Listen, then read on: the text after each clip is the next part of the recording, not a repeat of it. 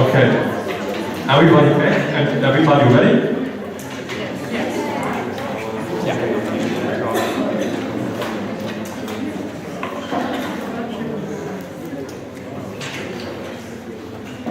So I start.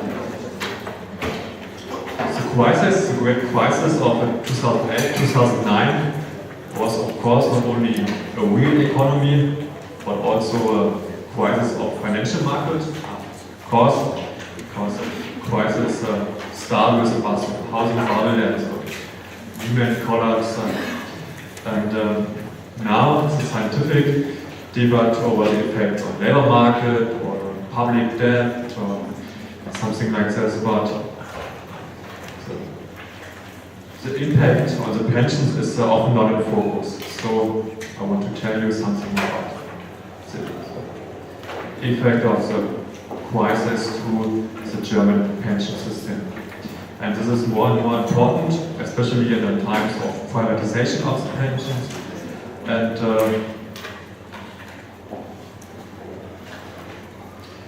at first one, I want to start with maybe one of the greatest problems for the German welfare state in the next years.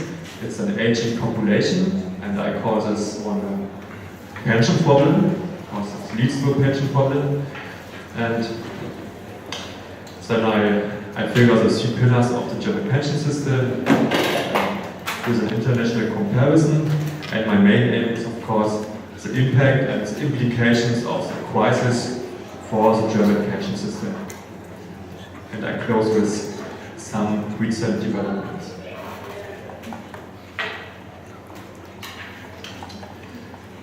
Since the 1970s, the German welfare state, according to Esking Andersen, the conservative welfare state, has grown to its limits. And in the 1970s, the main problem was high unemployment, and now more and more the aging population will be a problem. And in 1986, Norbert Blüm, does anybody know Norbert Blüm? Maybe the German students? And he was a former Secretary of State for Employment and Social Affairs in Germany. He said very famous words, the public pension is secure. So the implication is don't care about the pension, the state manage it. And there's a very famous picture. This is Norbert Blüm, and he put up the slogan in German on posters on an advertising pillar. So this was in 1986. The public pension is secure, or in German, die Rente ist sicher. After the unification in the 1990s, there were more and more sustainability problem of public pension because of continuous low birth rates, and the policy knows that it is a problem in the next year, but the baby boom generation was far away from retirement, so there was only less reforms. And we can say, what is the pension problem? Of course, the pension problem is, can easily say, less young, more old. This is the pension problem, and this is a problem for not only for our public pension.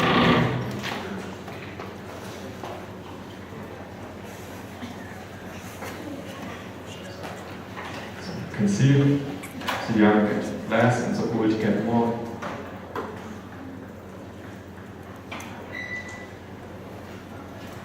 We also can see the pension problem if you look at the population part of it. Just 100 years before, the German population part of it was more or less a perfect part of it.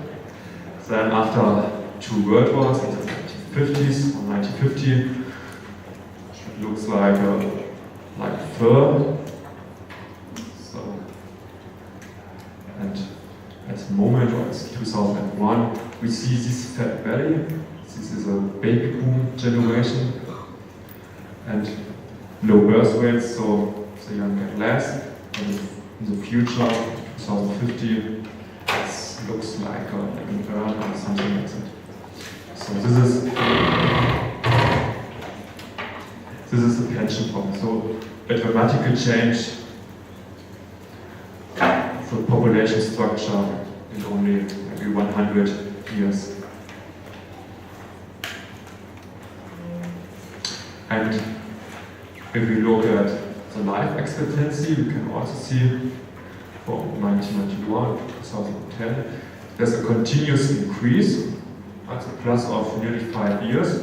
This is of course beautiful for society. We get older, and, but for the pension it's a great problem, because if we live 5 years longer, so we get our pension 5 years longer.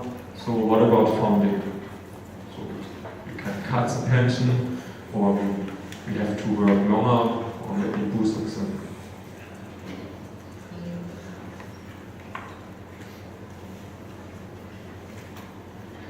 And if we look at the old age and young age ratio, we see that the young age dependence ratio will be constant in the next years, but the problem is the old age dependency ratio. So he increased really fast, and especially as the baby boom generation get retired, then we have a fast increase of the old age dependency ratio.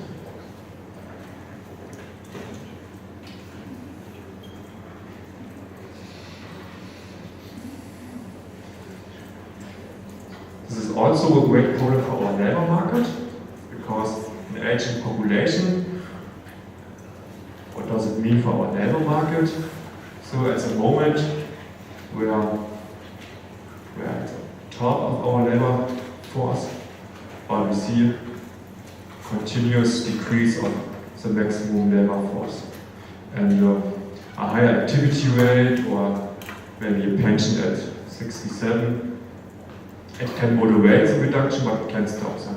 So we will have a great reduction in labor force in the next years.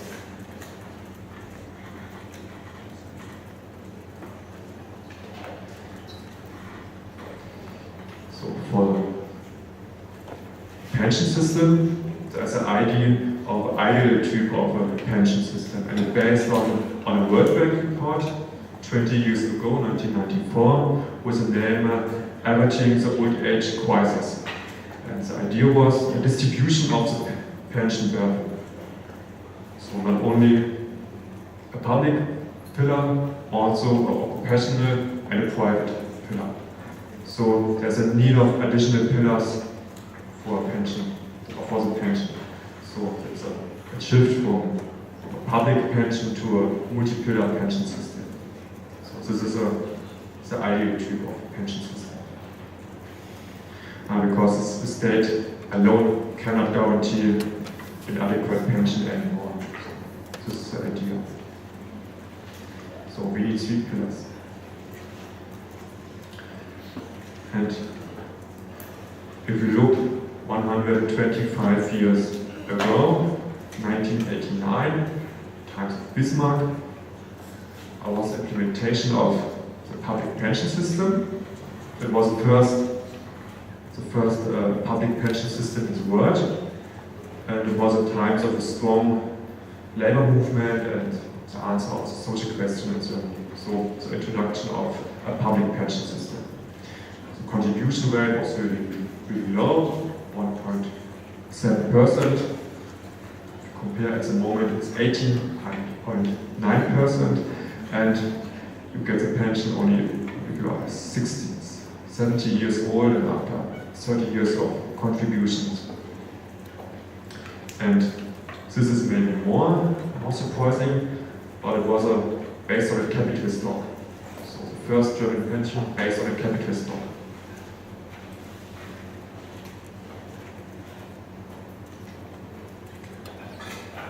After World War II, now Chancellor Adenauer, was introduction of a pay-as-you-go system, and pay-as-you-go system based on an intergenerational contract. So young people, we go work and we pay with our contributions the pension for the old people. And we acquire a right for our own pension, and when we are old, we get this pension from the next young generation. So this is the idea of pay-as-you-go system. So the young pay the pension for the old with contributions. And the introduction of the pay-as-you-go system was already criticized at that time, because it implied that we always need a lot of young people, and the answer of Adenauer was the people will always have children. So maybe it's correct, but for a pension not enough children. And in 2001, again, Chancellor Schröder was also a paradigm shift. Remember in our dream, the pension is secure. Now was a paradigm shift to a multi-pillar system and the partial privatization of the pension. So additional pension pillars, so like a private and a compassionate pension. So now I show you the three pillars more in detail. The first one is the public pension, it's the pay-as-you-go system, and it's largely financed partly by social contributions, so one half by employees, the other half by employers, and also there is more or less smaller tax subsidies. So this is financing, and at the moment 90% of the old people get a public pension in Germany. We have three forms of public pension. We have an old age pension. We also have a surviving dependence pension. So if you're married and your husband died, you get a surviving dependent pension. And we have a reduced earning capacity pension. And the pension level depends on the duration and the level of former income. This is the German pension system. So if you earn money, you pay contributions and you earn pension credits, and this is the idea of the German pension. So the problem is, I've said it's an aging population, because what does it mean? To finance pension, it means we need an increasing contribution rate or tax subsidies. And the solution was the first one, an increasing of the pensionable age from 65 to 67, step by step, increase of the pensionable age. Then we have a demographic adjustment factor, sustainability factor, in the German pension formula. So this idea is to moderate the increase of the contributions. So we have a demographic factor. At the same time, we have a reduction of public pension level. So the aim is 43% in 2030. And the last one, which is the most important one, is a straightening of the second and the third pillar to close the pension gap. So because we reduce the public pension level, so we get less pension for the same contributions. So this leads to a pension gap, and to close this pension gap, we need the second and the third pillar.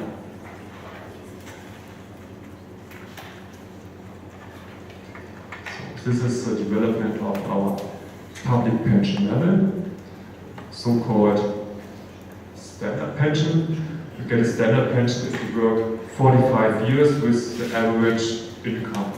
So then get you for every year one pension credit, and after 45 years you have a pension credit.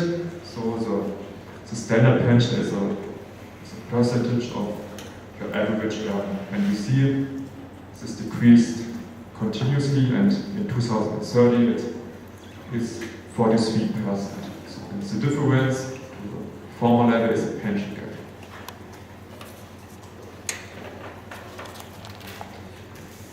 So our public pension, if we compare earnings and spendings, at first one we see the volume is really great. We speak about 250 billion euro every year, only public pension. And earnings and spendings are at the moment more or less the same, and a small surplus. And we see what are the earnings. The earnings contributions, but contributions is only 193 billion euro. So we have also a really great tax subsidized, nearly 60 billion euro tax subsidized for the public pension. So the state supports the German public pension with 60 billion euro every year. So it's really great. And at the same time, the administration costs are very low, only 3.5 billion euro. It's a share of 1.5%. So from this point of view, the public pension is really effective.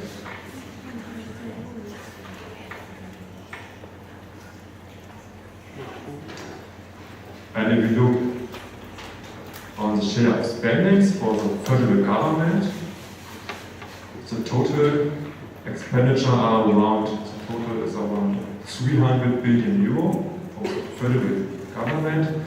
So we see all the tax subsidized for public pension is 1/4 or a little bit more than 1/4.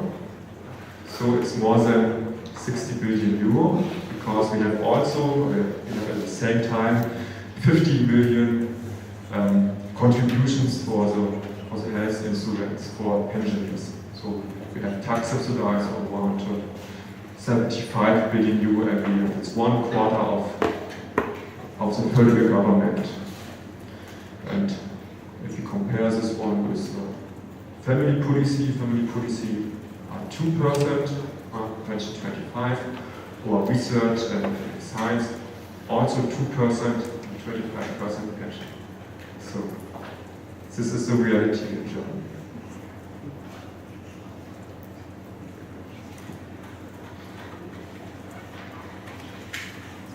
So this was the first pillar, the public pillar.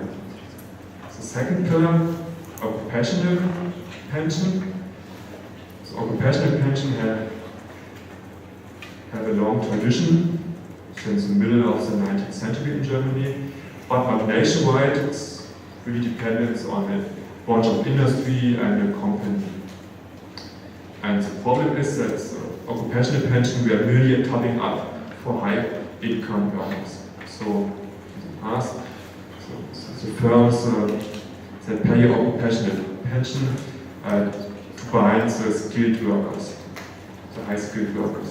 So they get high wages, so they get a high public pension and also topping up the occupational pension.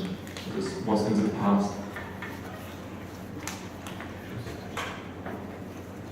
And since 2002, it's straightened, because the policy say it's needed to assure an adequate retirement income. But it's usually voluntary, there's no obligation for occupational pension. But now we have the legal claim to earnings conversions. So it's a right to convert a share of your income into contributions to an occupational pension. So you convert income to occupational pension. So this is a legal claim now.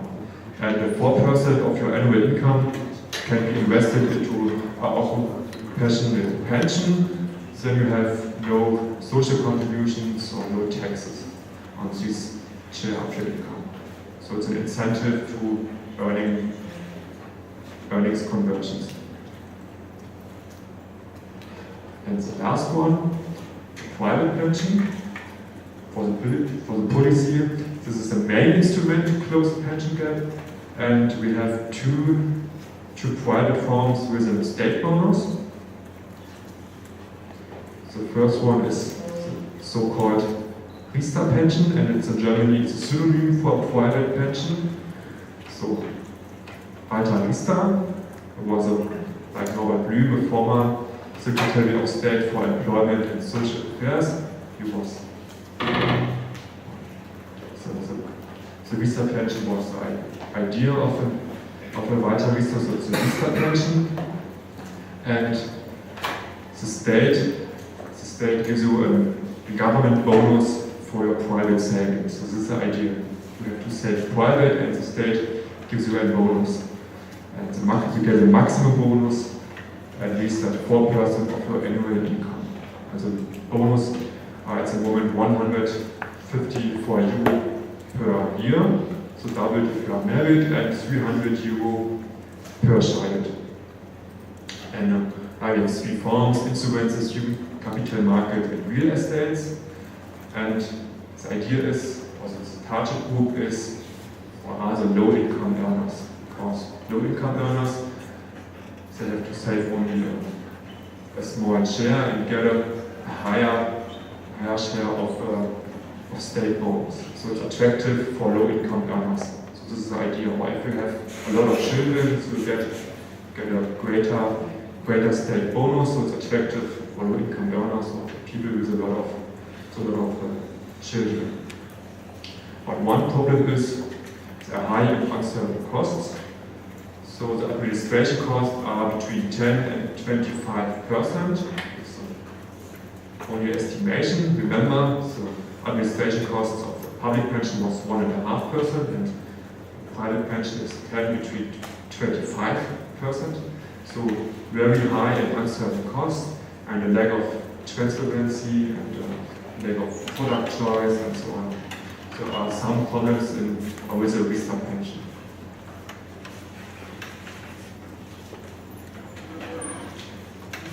And the second private pension form is Bürgerpension.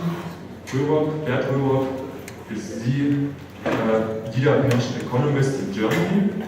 So he consulted the state over many years, and he designed the second private pension in Germany. But it's not so important like the Vista pension, so I only talk about the Vista pension.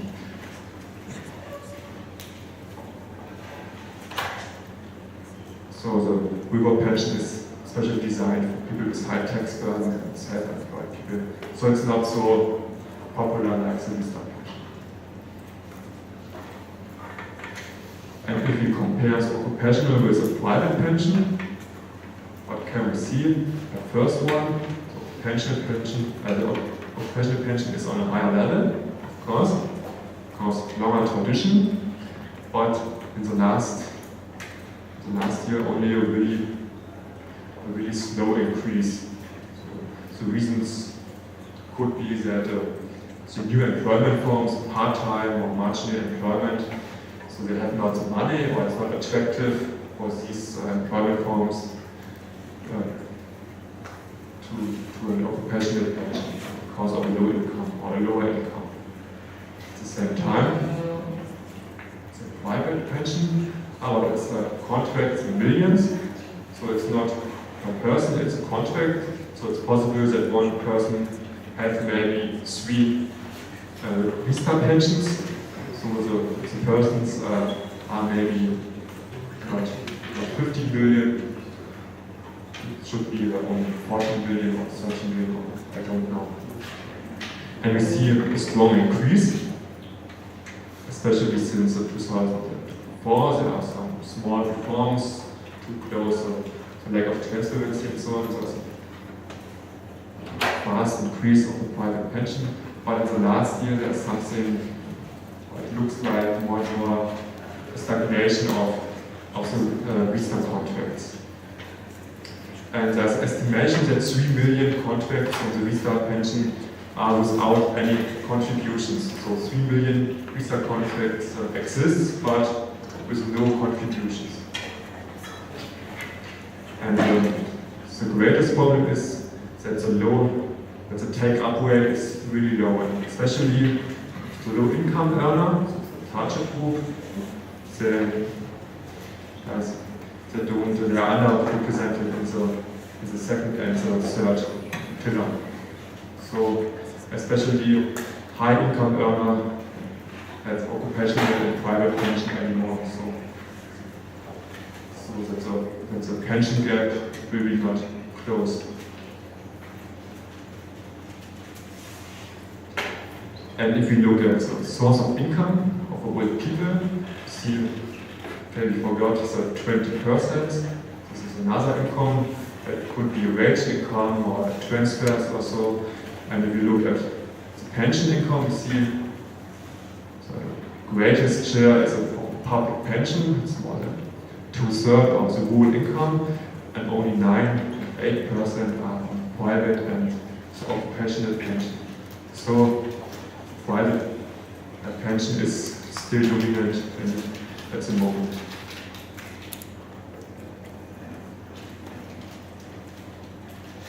Remember, the island type of a pension was that every pillar is more or less same important, but at the moment we can say the public pension is really important, and the occupational and the private pension is only moderate important.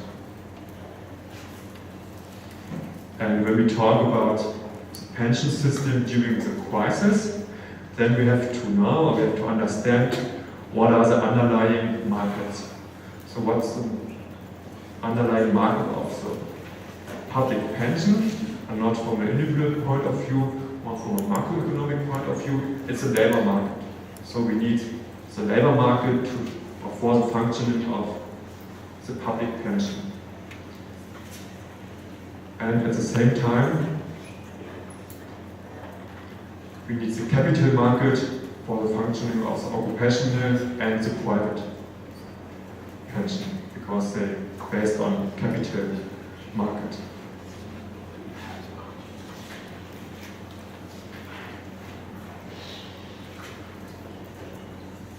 So if we compare the German pension with other countries from the OECD, what we can see is Germany that the expenditure on pensions are a little bit greater than the average, and we see still the dominance of a public pension, because only a really small share of private pension. Unfortunately, there's no information about occupational pension, but we see great dominance of public pension in Germany. And this is really similar to other conservative welfare states like France or Austria and so on. Could you explain abbreviation OECD? What is it? OECD, yes.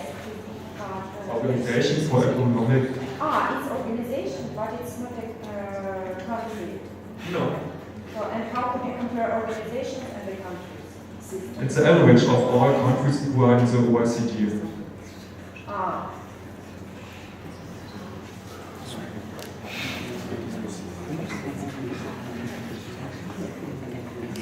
And if you look at the private pension, the contributions of the household income, so we see it's the same. It's less than 1% of household income in Germany is for private pension. And if you compare this with Australia or with Denmark, Estonia, or Netherlands, or Switzerland, so we see really low private contributions for private pension.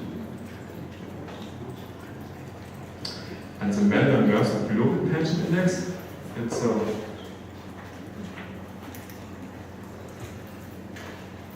Mercer is a consulting firm, and it's in cooperation with the Australian Centre for Finance and Services also. And this compares the pension of 18 countries. And we have three pillars: adequacy, sustainability, and integrity. And so we can see what is the strength and what is the weakness of the pension system. And the results is a score from 0 to 100, and the average from these 18 countries is 61. we see Germany is under the average of these countries. So, yeah, the German pension is not so good as we always believe. It's only a middleweight. And the greatest weakness of the German pension is sustainability, because it's great under the average. So sustainability is a great problem because of the bad demographic situation in Germany.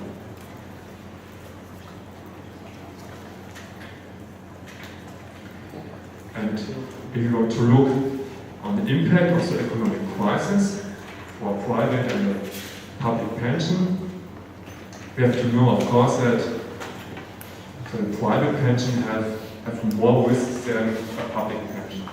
So the private pension depends on the capital market, and we have all the capital market risks now for the private pension.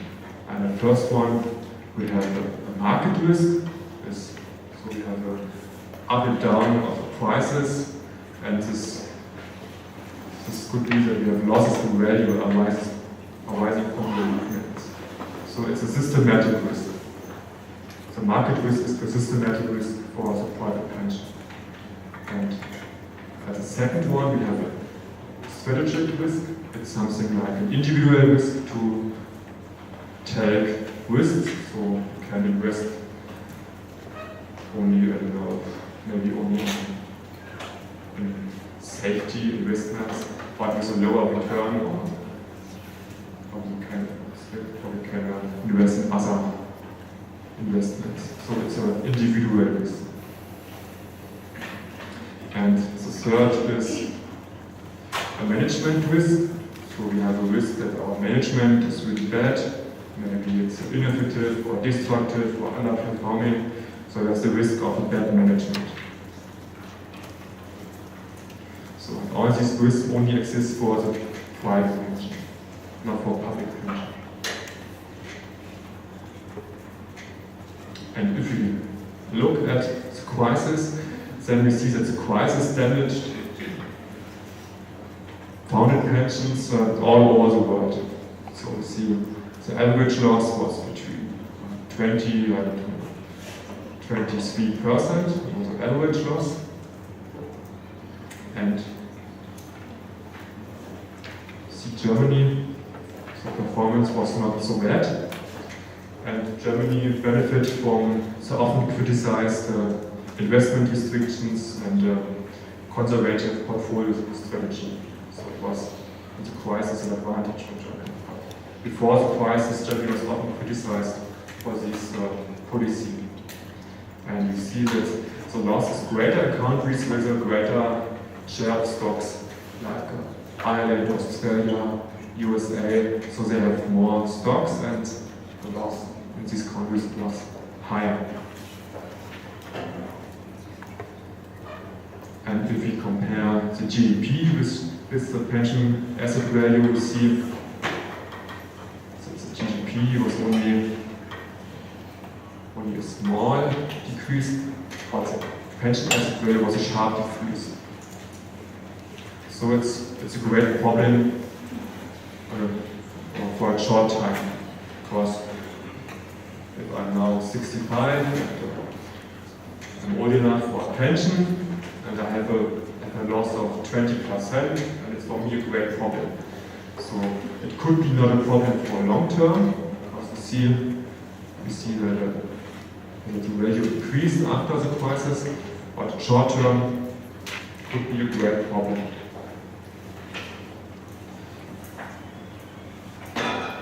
But for long term, there is another potential problem, and this comes from the policy of crisis.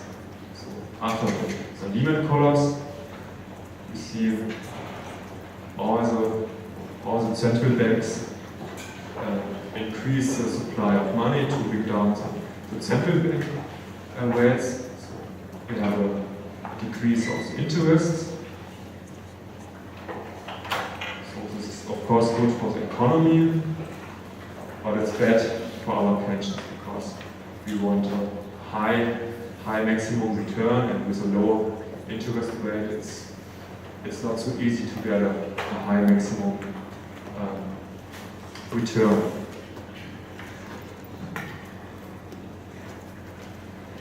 This is also important for the German private pension, because we have something like a guaranteed interest rate. So the Riester pension have a guaranteed interest rate, and this guaranteed interest rate decreased since the end of the 1990s. There was a decrease from 4% up to 1.25% in the next year. And the red line, okay, it should be the 2% line. It's the inflation aim of the European Central Bank. So we see the guaranteed interest rate is lower than the inflation aim of the Central Bank. And what's the problem? Such a low guaranteed interest rate is, or makes the Riester pension not really attractive. So we can say it could be the end of the Riester contracts, something like a diaspora or so. And it's also a reduction of the return.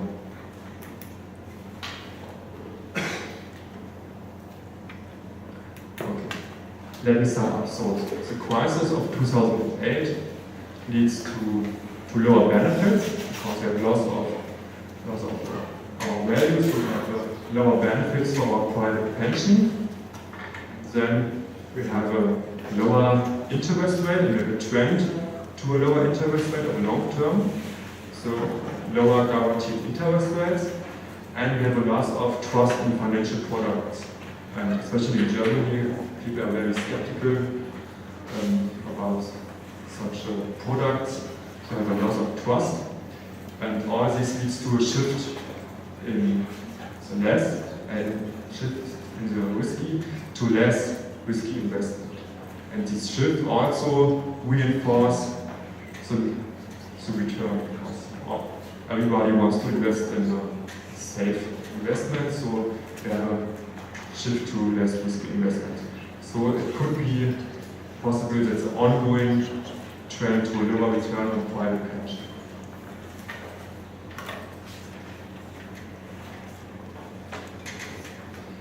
And if we compare again Germany with other European countries, you see, okay, the loss on private pensions are moderate, and other countries are also very high.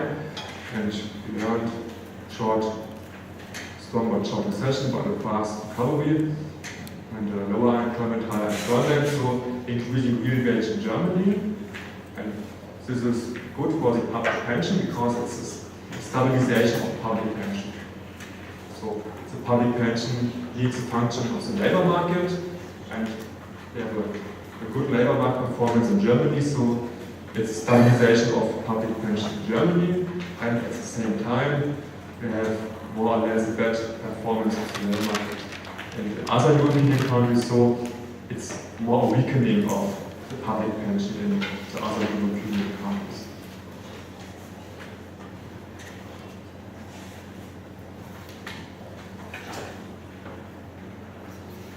Another problem could be after the crisis that we have a higher risk of insolvencies. So we have a safety fund, but it's possible that the government could in an extreme case, again, a knight in shining armor.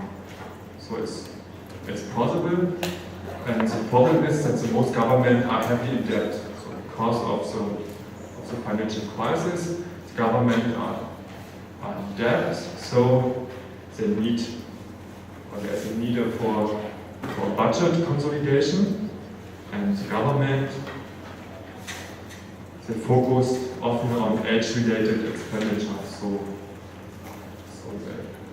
they cut pensions, or they increase retirement ages and contribution periods, and reduce early retirement opportunities.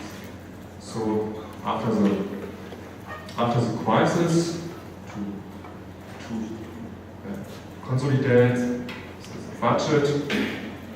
They often cut the public pension. So it's another weakening of public pension by policy. So we can say that the crisis was something like a wake-up call. So it was a turning point in the development of the pension system, but not that the the pension privatization is dead. No, it's more a reduction in commitment to individual accounts, and only 2 countries in the world, Argentina and also Hungary, we looked at it yesterday, they eliminated the private pension systems. And the underlying economic problems helped the countries to foster the trend to a pension privatization. Because they cut the public pension, so it's a trend towards pension privatization.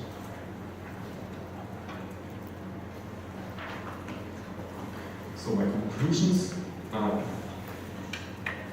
maybe 2. The first one is, it's important to understand that the pension level depend on the functioning of other markets. First key message. So we need the labor market for the public pension, and we need the capital market for the occupational and the private pension. And second, when we straighten the second and the third pillar, so it's a reduction of the production function. Of labor, production factor labor, but it's a decrease of the production factor capital. So we decrease the dependence on labor, but we increase the dependence on capital. And we also see during the crisis that the secure of pensions depend on economic as well as political risks. So remember the interest rate. So the policy reduces the interest rates and have a great impact on the private pensions.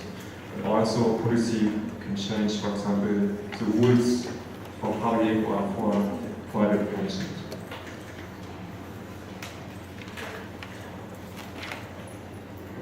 And last one, some recent developments in Germany. So since the last federal election, it was in September of last year, we have 2 called reforms. And the first one, so-called pensions for mothers. So the pension for mothers exists before, but only for mothers when the children born after 1992. So we have something like equity or a fairness gap, because if the child was born in 1990, so the mother gets no pension for this. And this gap were closed, and so mothers get 28 euro more pension per month. And this is represented one pension credit. So if you work 1 year with average earning, you get 1 pension credit, and this is 28 euro. So you can say that parenting has the same value like working 1 year. The problem is more the second reform, it's the pension at 63. So at first it's a little bit the direction of early retirement, because you have to work longer, and now we speak about a pension at 67, and now we make a pension at 63. But only a small group of the population will benefit from this reform, because you need 45 years contribution period, some short periods of unemployment, and this is typical a male or a high-skilled male, so only some people benefit from them. But the costs are very high, speak about costs from 9 billion up to 11 billion euro per year. Its overall costs are around 160 billion euro till 2030. And remember the great volume of public pension, so it's again a great burden for the public pension. And the founding is first one higher contribution rate. So the problem is that the contribution rate will increase in the next year, it's clear, because when the baby boom generation are old enough and retired, then the contribution rate increased very fast, and now we have higher contribution rates. And the second, we have higher taxes and also lower pensions. The great question is especially the pension of 63 years is something like turn back the clock.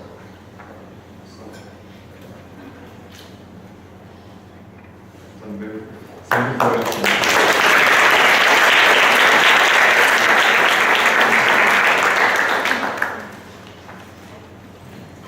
Any questions? Well, regarding mother year pensions, whether it depends on the quantity of children after 1992 born? Yeah, for every children. No, it means whether the pension, the amount of pension depends on the quantity of children which she produced. Or if it depends whether she gets one children or three children, it doesn't matter. It doesn't matter, you get for every children 28 euro. For every children? For every children. So you will do that? Yeah. Because you can't work maybe 1 year, so you get for the parent time 1 year of the time credit or pension credit. What companies provide private pension in Germany? Some life insurance companies or special ones? Every great insurance company in Germany. I asked what companies provide the private pensions. The great insurances like Allianz or so.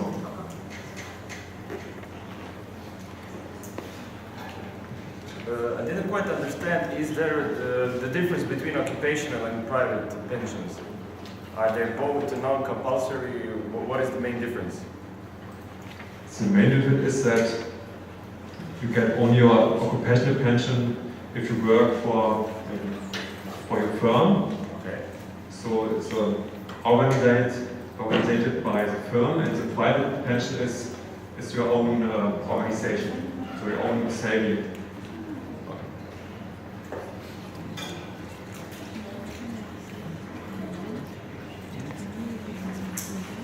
I mean, is the entrance to the second pillar, that occupational pension, is it obligatory or it's voluntary?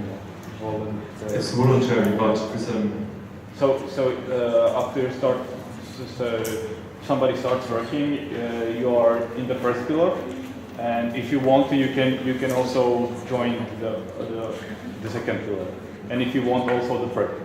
If I understand. Oh, yes, you need, of course, so you need the first pillar, you need your job to pay to the public pension system, and you need also a job to pay an occupational pension. You could maybe a private saving even if you have no job, but it's not realistic. And can you quit the second pillar?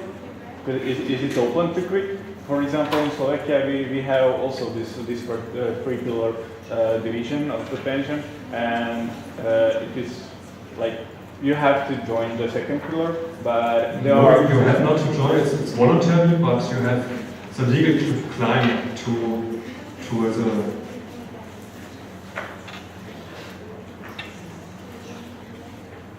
You have the legal claim to earning conversion, so you can convert a share of your income into the occupational pension. This is your legal claim, but it's voluntary. You must not. Thanks.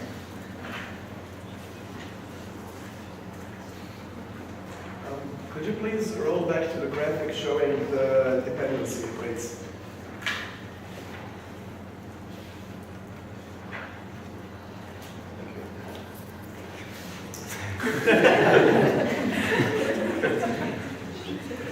What's so funny?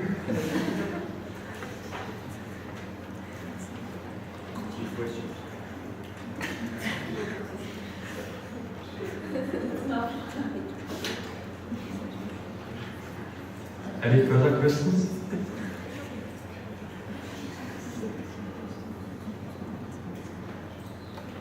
Okay, I'm finished. I don't know.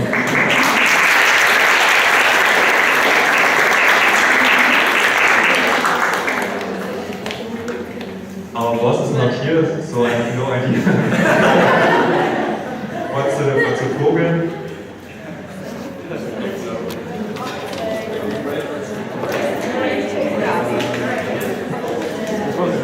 Oh, it's a break.